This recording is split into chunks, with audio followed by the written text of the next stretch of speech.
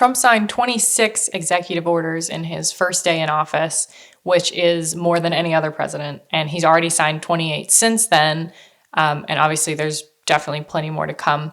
But understandably, a lot of these executive orders have made some people very angry. There's still a lot of people on the left that don't like Trump, still a lot of people that don't agree with certain policies. And some of these executive orders have gotten a lot more attention than others. But today we are going to talk a little bit about birthright citizenship. We're going to get into the details and read through the executive order as well.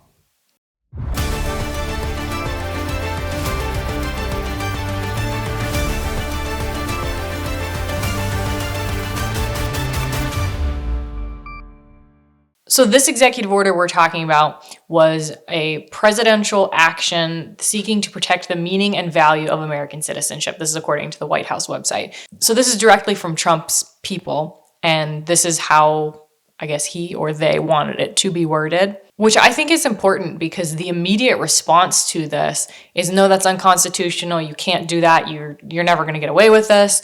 And that remains to be seen. If this is going to pass, it's already been blocked, and there's a lot of lawsuits and stuff going on now with the intention of preventing this from actually going into effect. I think probably just from the way this is worded and how much time before it's actually supposed to go into effect, I'm betting they kind of knew that was going to happen. This is probably just going to end up going to the Supreme Court. It wasn't supposed to happen until I believe February 15th, so it was kind of understood that it was going to be a little bit. It wasn't like he's signing this in day one, ICE is going out and trying to look for people giving birth in the US that aren't here legally. Obviously, has potential to go to the Supreme Court and not pass. I'm going to think it is going to, just based on the wording. And if you actually understand the 14th Amendment and the historical context of the 14th Amendment. So we're going to get into that. I think the majority of people that are losing their minds over this have honestly not even read through this executive order. And I think the majority of people who are just talking about it in general haven't actually read through the executive order. It just takes a little bit of reading. It's not very long. It's a 2-minute read. They're basically just listening to the media to post about this on socials, and everybody just wants to be talking about it. And, some of the beauty of social media is independent journalism is here to stay, I think. But we also get this just huge number of people who just want to talk, and they just want to hear themselves talk. And I hate to say there's a lot of misinformation out there, but there's just a lot of ideas out there that aren't necessarily rooted in information is maybe a better way to say it. So I'm going to break this down into a couple sections because I think it's worth reading through it yourselves. I don't imagine if you watch this podcast, you're going to go read through it yourself after this, but I'll link it if anybody wants to. We'll put that in the description because I'm not going to read the entire thing just because there's no point in reading some of the bottom parts, but we're going to read through the important parts so you can decide if you think this is unconstitutional or constitutional for yourself. By the authority vested in me as president, by the Constitution and the laws of the United States of America, it is hereby ordered. Section 1, Purpose. The privilege of United States citizenship is a priceless and profound gift. The 14th Amendment states, all persons born or naturalized in the United States and subject to the jurisdiction thereof are citizens of the United States and of the state wherein they reside. That provision rightly repudiated the Supreme Court of the United States' shameful decision in Dred Scott v. Stanford, 60 U.S., which misinterpreted the Constitution as permanently excluding people of African descent from eligibility for United States citizenship solely based on their race.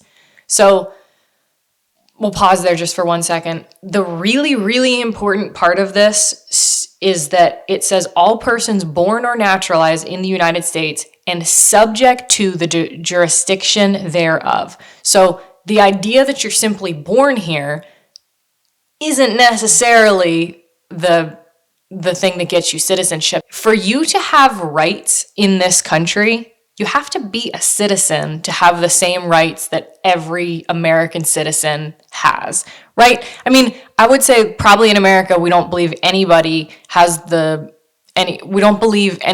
not have the right to life. Now, we could argue with that about abortion, but just generally speaking, I would say most people would say, yeah, everybody has the right to life. We don't believe that, if you're here illegally, you should just be killed. I don't think anybody believes that. But there is a limit to the rights, the inalienable rights given to American citizens by the Constitution that, you simply can't give to somebody who's not an American citizen. So we'll continue on that in a minute, but let me read the next section of this. But the 14th Amendment has never been interpreted to extend citizenship universally to everyone born within the United States. The 14th Amendment has always excluded from birthright citizenship persons who were born in the United States but not subject to the jurisdiction thereof. Consistent with this understanding, the Congress has further specified through legislation that a person born in the United States and subject to the jurisdiction thereof is a national and citizen of the United States at birth, generally mirroring the 14th Amendment's text. Among the categories of individuals born in the United States and not subject to the jurisdiction thereof, the privilege of United States citizenship does not automatically extend to persons born in the United States. When that person's mother was unlawfully present in the United States and the father was not a United States citizen or lawful permanent resident at the time of said person's birth, or when that person's mother's presence in the United States at the time of said person's birth was lawful but temporary, such as but not limited to visiting the United States under the auspices of the Visa Waiver Program or visiting on a student, work, or tourist visa, and the father was not a United States citizen or lawful permanent resident at the time of said person's birth. So this does come down to the question, all of that, what I just read, was what this executive order is stating. So what Trump is trying to argue, basically, that why this would be constitutional is that the 14th Amendment isn't saying every single person that happens to be born, if you're within 1 foot of our borders, you are a U.S. citizen. Good job. Well done. It doesn't mean that. This comes down to the question of whether or not non-citizens are entitled to the rights in the Constitution. And for me, that's a super easy answer, and it's a resounding no.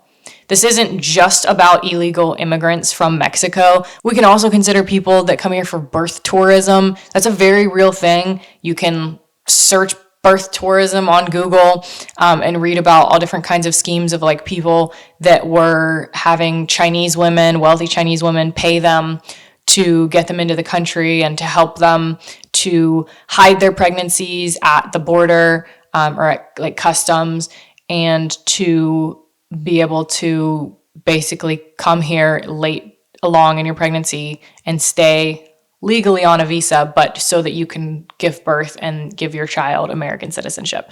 That's not allowed. That's something that at customs, if they see that you're visibly very pregnant and you're like, oh yeah, I'm coming here for vacation, and they're like, why are you like 9 months pregnant, lady?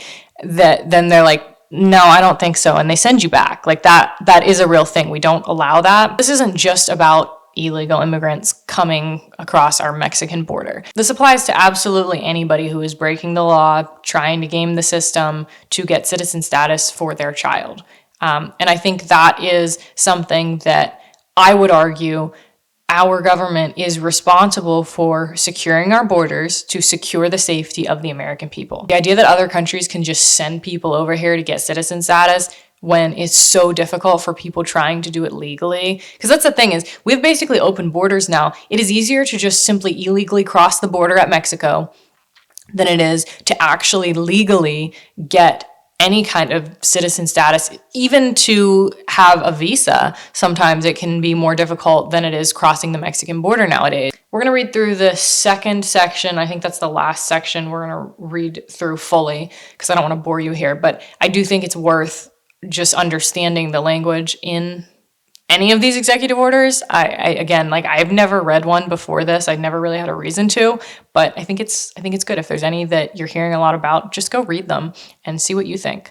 But this section 2 says, Policy A, It is the policy of the United States that no department or agency of the United States government shall issue documents recognizing United States citizenship or accept documents issued by state, local, or other governments or authorities purporting to recognize United States citizenship to persons, 1, when that person's mother was unlawfully present in the United States and the person's father was not a U.S. citizen or lawful permanent resident at the time of said person's birth, or 2, when that person's mother's presence in the United States was lawful but temporary, and the person's father was not a United States citizen or lawful permanent resident at the time of said person's birth.